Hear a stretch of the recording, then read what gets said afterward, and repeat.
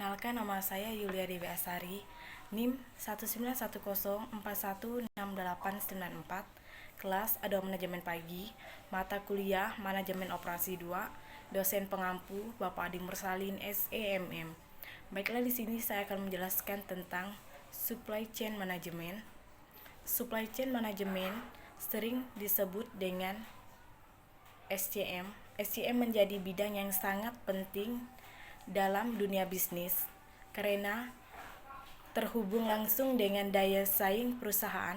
Dalam 2 dekade terakhir ini, semakin banyak perusahaan yang sadar akan pentingnya SCM ini, sehingga banyak yang mengimplementasikannya.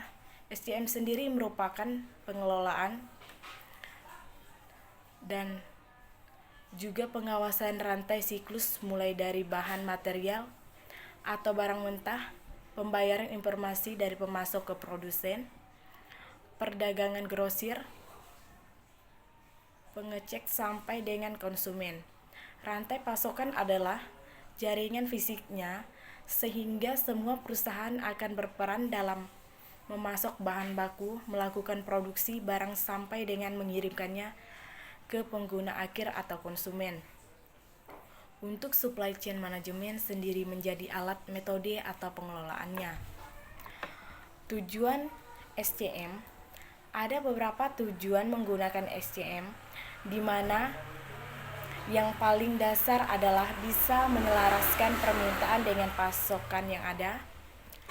Selain itu, ada beberapa hambatan atau masalah yang sering dialami saat menjalankan rantai pasokan, seperti manajemen pengadaan barang, manajemen pemasok, mengelola hubungan dengan pelanggan, identifikasi masalah dan kemudian merespon masalah tersebut, manajemen risiko, dan lain sebagainya. Agar bisa menjadi pemenang dalam rantai pasokan, penting bagi rantai pasokan untuk bisa menyediakan produk yang tidak hanya murah, namun berkualitas, bervariasi, dan juga disediakan tepat waktu. Fungsi supply chain management, ada beberapa fungsi SCM yang pentingnya untuk diperhatikan. Fungsi yang pertama adalah SCM secara fisik, di mana fungsi dari SCM ini adalah mengkonversi bahan baku menjadi produk jadi yang bisa disampaikan kepada konsumen akhir.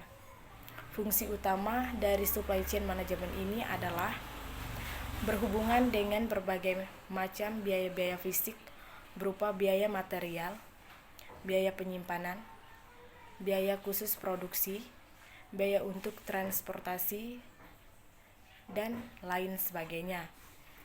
Fungsi selanjutnya adalah SCM sebagai mediasi pasar dan memastikan jika telah disuplai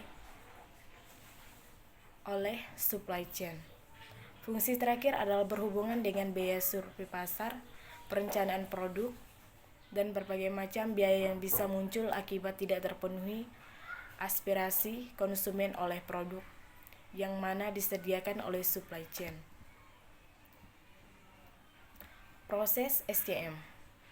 Ada beberapa proses supply chain management yang wajib dilalui, di mana proses yang pertama adalah arus material. Arus material ini akan melibatkan pergerakan produk mentah dari supplier ke konsumen dan dari konsumen yang dikembalikan atau retur produk, layanan daur ulang, dan juga pembuangan. Proses selanjutnya adalah arus informasi, di mana arus ini akan berisi tentang prediksi permintaan yang akan dilakukan konsumen, informasi perpindahan barang, dan juga update status barang apakah sudah terkirim atau belum. Yang terakhir adalah arus finansial. Arus ini akan berisi tentang pembayaran, alur perkreditan, penjadwalan pembayaran sampai dengan persetujuan kepemilikan. Alur informasi yang akurat ini bisa bergerak dengan persetujuan kepemilikan, Alur informasi akurat ini bisa bergerak dengan mudah di antara mata rantai seperti pergerakan barang yang efektif dan efisien. Dalam SCM ini ada beberapa pemain rantai pasokan yang terlibat, yaitu supplier, manufaktur, distributor, retail outlet, dan juga customer. Strategi SCM. Ada dua strategi yang bisa Anda lakukan untuk membangun SCM yang baik. Yang pertama adalah membangun hubungan dengan pemasok. Hal ini sangat penting, di mana membangun kemitraan yang baik dengan pemasok ini untuk mewujudkan kesuksesan rantai pasokan. Perusahaan yang baik akan membatasi jumlah pemasok, di mana hanya pemasok yang memiliki keunggulan saja bisa diajak bekerja sama.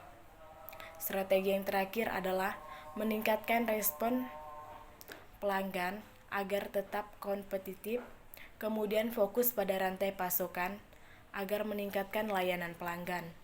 Untuk bisa meningkatkan layanan pelanggan, salah satunya adalah dengan meningkatkan frekuensi pengiriman produk yang lebih cepat, di mana pelanggan akan puas dengan ketepatan waktu tersebut. Demikianlah beberapa informasi menarik tentang supply chain management yang penting untuk Anda ketahui. Semoga informasi bermanfaat. Sekian penjelasan dari saya. Terima kasih.